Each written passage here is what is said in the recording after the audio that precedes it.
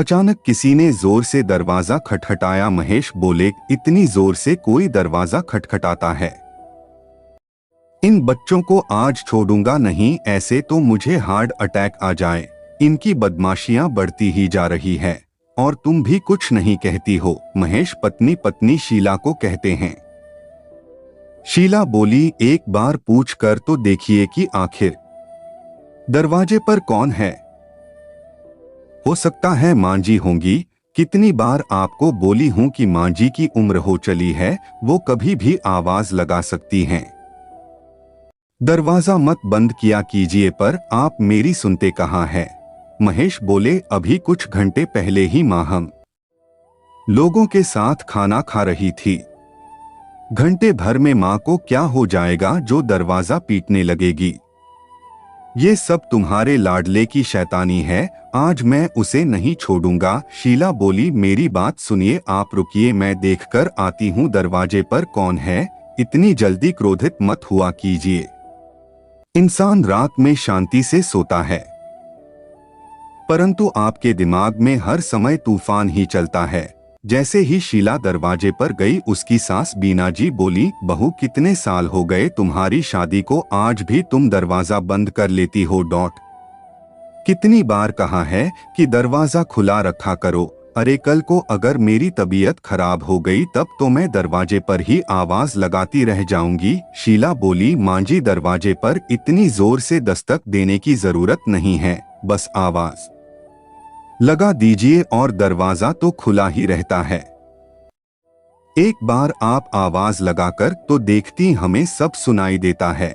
उधर से महेश उठकर आए और बोले, अरे माँ तुम हो, मैं तो सोचा वो तुम्हारा लाडला पोता शैतानी कर रहा है। क्या बात हुई जो इतनी जोर से दरवाजा पीटने लगी? बीना जी बोली, बेटा लगता है मैंने शाम में अपनी बीपी की दवाई नहीं ली थी, इसलिए बहू से पूछने आई थी कि शायद उसे याद हो, पर ये तो दरवाजा बंद करके सोती है। कई बार बोली हूं कि बहू कमरे का दरवाजा खुला रखा करो। शीला ने महेश की तरफ देखा। महेश मुस्कुराता हुआ बोले, अरे नहीं माँ, दरवाजा बंद कहाँ था, और अगर आपने दवाई नहीं ली तो एक बार गिन लो। इसके लिए इतनी रात में दरवाजा पीटने की क्या जरूरत है? चलिए मैं देखता हूं। महेश पीछे मुड़कर शीला को देखकर मुस्कुरा कर रहे थे। शीला उन्हें आंखें दिखा रही थी, क्योंकि वो कई बार बोल चुकी थी कि सासू माँ की उम्र हो चली है, अब दरवाजा मत बंद किया करो, पर कुछ भी कर ले बेटा अच्छा ही रहता है, बहू बुरी बन जाती है, और इन मर्दों के स्वभाव को सब जानते हैं। समय यूं ही बीता गया। कुछ वक्त बाद शीला की माँ किसी काम से उसके शहर आई तो बेटी से मिलने उसके घर आ गई। शीला महेश से बोली, कुछ रोज माँ रुकेगी, हम दोनों का कमरे में एक साथ सोना अच्छा रहेगा। बच्चे भी अब बड़े हो रहे हैं, बेहतर होगा आप राहुल के साथ सो जाएं और माँ मेरे साथ सो जाएगी। महेश बोले, ये क्या बात हुई? अगर ऐसा है तो मम्मी जी को राहुल के साथ सुला देते हैं और कमरे का दरवाजा खुला रखेंगे, ताकि अगर कोई आवाज लगाए तो हमें सुनाई देगा। शीला बोली, बड़ी जल्दी आपको बात समझ में आ गई। आज तक तो आप मेरे कंधे पर बंदूक रखकर चलाते रहे। आपकी माँ को तो यही लगता है कि कमरे का दरवाजा मैं बंद करती हूँ। आज अगर आप दरवाजा खुला रखेंगे तो मां जी सोचेगी बहू की माँ आई है तो अपने कमरे का दरवाजा खुला रखती है। वो हंसकर बोले, ये तो सास बहू की कहानी बहुत पुरानी है। तुम जितना भी करो फिर भी मेरी माँ अगर तुम्हारे लिए कुछ बोले नहीं तो उसका खाना कैसे पचेगा? एक औरत माँ और सास के लिए मन और कमरे का दरवाजा खुला ही रहती है। हाँ, एक दूसरे को समझने में थोड़ी देर जरूर हो जाती है।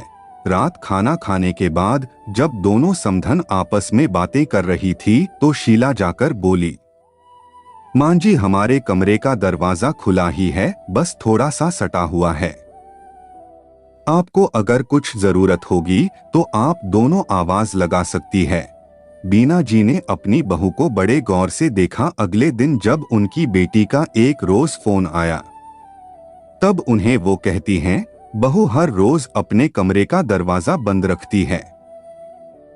आज माँ आई है तो मन के साथ अपने कमरे का दरवाजा भी खोलकर रखी है। कितना भेदभाव करती है। शीला की ननद रूपा बोली, एक बात बोलूं माँ, बुरा मत मानना। ये दरवाजा बंद करने का काम औरतें नहीं करती, हमेशा मर्द ही करते हैं। आपके घर में भी दरवाजा आपका बेटा ही बंद करता होगा, बहू नहीं। हर जगह आप लोग बहुओं को ही क्यों बदनाम करती हैं? मैं बेटी हूं तो क्या हुआ, जो बात सच है वही कहूंगी, अब चाहे आपको बुरा लगे या अच्छा लगे। बीना जी बोली, जो भी हो पर बहू के मन का दरवाजा माँ के लिए खुला ही रहता है, सास के लिए नहीं। रूपा बोली, माँ क्या आपने अपने मन का दरवाजा भाभी के लिए खोलकर रखा है? ये सवाल आप खुद से पूछ लीजिए, आपको जवाब मिल जाएगा। आप इस बात को सोचकर खुश रहिए कि बेटा और बहू कोई तो है जो आपके लिए दरवाजा खोलता है।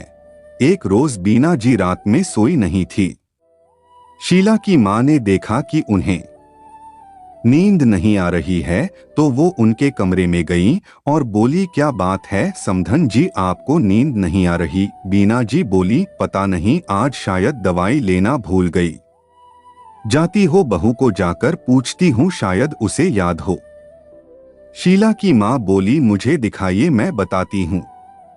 ये देखिए, सोमवार से लेकर रविवार तक का दिन इस दवाई पर लिखा हुआ है। कल शुक्रवार था तो आपने दवाई ली थी। आज शनिवार है, ये देखिए आपकी दवाई इसी में है। इसका मतलब आपने आज दवाई नहीं ली। इसके लिए क्यों किसी के दरवाजे पर दस्तक देना, बस थोड़ा सा ध्यान देने की जरूरत है। बीना जी बोली, ये तो बहुत अच्छी चीज अपने सुझाई समधन जी, अपना काम स्वयं करना चाहिए, क्यों बेटे बहू का एहसान लेना। शीला की माँ बोली, इसमें एहसान की क्या बात है, उनकी जिम्मेदारी बनती है आपका ख्याल रखना।